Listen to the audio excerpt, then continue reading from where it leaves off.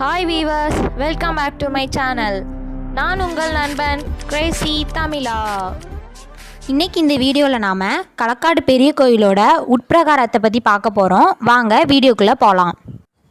இதுதான் கோயிலோட நுழைவாயில். ஸ்ரீ கோமதி அம்மாள் சமேத ஸ்ரீ சத்யவாகீஸ்வரர் திருக்கோயில். இந்த கோயில் தான் திருநெல்வேலியிலேயே பெரிய கோயில் அப்படிங்கிறதுனால தான் இங்கே உள்ள மக்கள் இதை பெரிய கோயில் அப்படின்னு சொல்கிறாங்க. இந்த கோயிலில் எல்லா சைடுமே இருக்கிற தூண்கள் எல்லாமே ஒரே மாதிரி அளவில் தான் செஞ்சுருப்பாங்க. சுற்றி எல்லாமே கல்லால் ஆனது தான். இந்த தூண்களில் இருக்க சிற்பங்கள் எல்லாமே வேறு வேறு விதமாக இருக்கும். தமிழரோட சிற்பக்கலைக்கு ஒரு சிறந்த எடுத்துக்காட்டுன்னே சொல்லலாம் இந்த கோயிலை.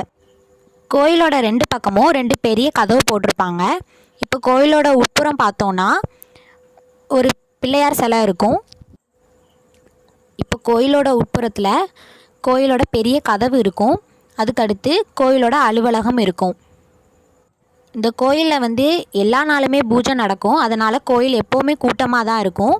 இது கோயிலோட பெரிய குளம், கோயிலோட கொடிமரம். இது கோயில் திறக்காத நேரத்தில் இங்கே தான் எல்லோரும் சாமி கும்பிடுவாங்க. இப்போ நம்ம கோயிலுக்குள்ளே போவோம். இப்போ சமூக இடைவெளிக்காக கோயிலை சுற்றி இப்படி கம்பெல்லாம் நிறைய கட்டி வச்சுருக்காங்க. இங்கே ஒரு விநாயகர் சிலை இருக்கும். அதே மாதிரியே இங்கேயும் ஒரு விநாயகர் சிலை இருக்கும். ஆப்போசிட்டில் ஒரு நந்தி சிலை இருக்கும். இங்கே தான் பிரதோஷ நாளில் சிறப்பான பூஜை பண்ணுவாங்க. இங்கேயுமே ஒரு நந்தி இருப்பார். இப்போ நம்ம உள்ளே போனோன்னா எல்லாருமே இப்படி போய் அப்படி திரும்பி இந்த சைடில் வருவாங்க. இங்கே ஒரு சூரியன் இருப்பார். இது கோயிலோட மடப்பள்ளி. இங்கே பிரசாதம் அன்னதானம்லாம் பண்ணும்போது இங்கே தான் வச்சு பண்ணுவாங்க. கோயிலை சுற்றி சுற்றி எங்கே பார்த்தாலும் கல்லாக தான் இருக்கும். இவ்வளோ கல்லை எப்படி தான் செஞ்சாங்கன்னு யாருக்குமே தெரியலை. எல்லாமே ஒரே மாதிரி தூண் சிற்பங்கள் எல்லாமே நல்லாயிருக்கும். அருள்மிகு ஸ்ரீ நவநீத கிருஷ்ணன் சன்னதி. சிவன் கோயிலில் என்ன கிருஷ்ணன் இருக்காருன்னு நினைக்காதீங்க. இந்த கோயிலில் எல்லா சாமியுமே வச்சுருப்பாங்க. இந்த சன்னதியை சுற்றி ஒரு சின்ன மண்டபம் மாதிரி கட்டி வச்சுருக்காங்க. இது கோயிலோட கிணறு. இதில் எல்லோரும் துட்டு போடுவாங்க. இந்த கோயிலில் ஒரு தனி அறையில் 9 அம்மனுக்கு தனித்தலை சிலை வச்சுருக்காங்க. பார்த்தாலே தெரியும் உங்களுக்கு. வராகி, சாமுண்டி அப்படின்ட்டு ஒரு 9 அம்மனோட பேரோட சிலை வச்சுருக்காங்க. அப்புறமா நீங்கள் நிறைய கோயிலில் இதை மாதிரிலாம் பார்க்க முடியாது. இந்த கோயிலில் 63 நாயன்மார்களுக்கும் சிலை வச்சுருக்காங்க. அந்த 63 நாயன்மார்களோட பேரும் அவங்களோட நட்சத்திரம் மாதம் இதெல்லாமே இப்போ கொடுத்துருக்காங்க. எல்லாருக்குமே தனித்தனி சிலையாக வச்சுருக்காங்க. அதான் இந்த கோயிலோட ஒரு தனி சிறப்புன்னே சொல்லலாம். இது பொதுவாக 63 நாயன்மார்கள் தான் கேள்விப்பட்டிருப்போம். ஆனால் இவங்க வழி வந்தவங்கன்னு நினைக்கிறேன். 71 நாயன்மார்களும் அவங்களோட பிறந்த மாதமும் நட்சத்திரமும் இந்த கோயிலில் இருக்குது. இது நம்ம இப்போ உட்பக்கத்தில் இருந்து பார்த்தோம்னா வெளியே தெரிகிற ராஜகோபுரம், அதுக்கப்புறமா 2 கோபுரம் இருக்குது. இப்போ நம்ம பார்க்குறது புன்னைவனநாதர். இந்த கோயிலோட தலைவிருச்சம் புன்னை மரம். அதே மாதிரி இந்த கோயிலில் காசி விஸ்வநாதருக்கும் விசாலாட்சி அம்மைக்கும் தனித்தனி அறை வச்சுருக்காங்க. இப்போ நம்ம போகிறது முருகன் சன்னதிக்கு போகிறோம். 2 பக்கமும் இருக்கிற தூணெல்லாம் பாருங்கள், நிறைய கலை வேலைப்பாடு பண்ணியிருக்காங்க. இங்கே ஒரு சாமி சன்னதி இருக்குது. அப்புறமா அந்த மேடையில் வச்சு தான் கல்யாணம்லாம் நடக்கும். இங்கேருந்து பாருங்கள், இந்த இடத்த ஆயிரங்கால் மண்டபம் மாதிரி அப்படி தூணெல்லாம் வரிசையாக அடுக்கி வச்ச மாதிரி இருக்குது. இது முருகர் சன்னதி. இங்கே வச்சு தான் கல்யாணம் நடக்கும். எத்தனை கல்யாணம் வேணாலும் இங்கே வச்சு வைக்கலாம், அவ்வளோ பெரிய இடம்.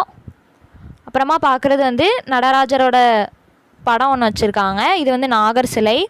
அப்புறமா இது லைப்ரரி. இப்போ இதை யூஸ் பண்ணல. இப்போ நாம் போகிறது கஜலட்சுமியோடைய சன்னதிக்கு.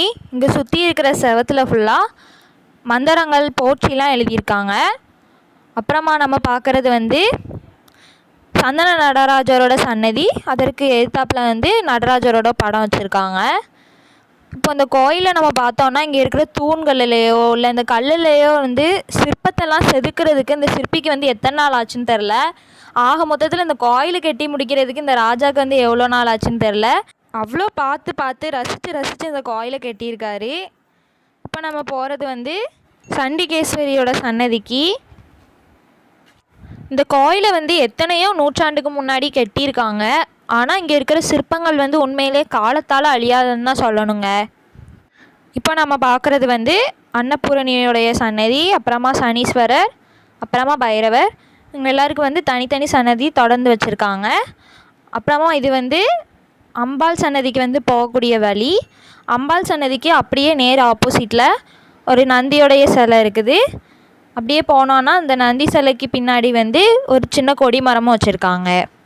இந்த கோயிலுக்கு நம்ம வரும்போது எவ்வளோ மன கஷ்டமாக இருந்தாலும் இங்கே இருக்கிற சாமியை தரிசிச்சுட்டு ஒரு இடத்துல உட்காந்து இங்கே இருக்கிற சிற்ப வேலைப்பாடுகள்லாம் பார்த்துட்டு இந்த கிளி சவுண்ட் அப்படிலாம் கேட்டுட்டு நம்ம வீட்டுக்கு போகும்போது வந்து ஒரு வித்தியாசமான ஒரு ஃபீல் இருக்கும். ரொம்ப மனசு அமைதியாக இருக்கும். இப்போ நம்ம பார்க்குறது வந்து முன்னாடி காலத்தில் மன்னர்கள் வந்து பயன்படுத்தின ஒரு சுரங்கப்பாதை. இப்போ இதை வந்து யாரும் பயன்படுத்துறதில்ல. இங்கே இப்போது இந்த தூண்களெல்லாம் பாருங்கள். ஒவ்வொரு தூண்லேயுமே கீழே வந்து ஒவ்வொரு வடிவம் இருக்குது. இந்த சிற்பிக்கு வந்து எப்படி தான் இப்படிலாம் யோசிக்க தோணுச்சுன்னு தெரில. அவருக்கு நல்லா அப்போவே மண்டை வேலை செஞ்சுருக்குன்னு சொல்லலாம். இப்போ நாம் அம்பாள் சன்னதிக்கு போக போகிறோம். உங்களுக்கு அம்பாள் சன்னதி பற்றியும் இங்கே இருக்கிற மூலவரோட சன்னதி பற்றியும் தெரிஞ்சுக்கணுன்னா நெக்ஸ்ட் வீடியோ, அதாவது பெரிய கோயில் பார்ட் 3 பாருங்கள். பாய் பாய். தேங்க்ஸ் ஃபார் வாட்சிங் கைஸ். இந்த வீடியோ உங்களுக்கு பிடிச்சிருந்தனா லைக் பண்ணுங்கள். ரொம்ப பிடிச்சிருந்தா உங்கள் ஃப்ரெண்ட்ஸோட ஷேர் பண்ணுங்கள். தொடர்ந்து வீடியோ பார்க்கணுன்னா எங்கள் சேனலை சப்ஸ்கிரைப் பண்ணுங்கள். நெக்ஸ்ட் வீடியோவில் பார்க்கலாம். பாய். தேங்க்யூ.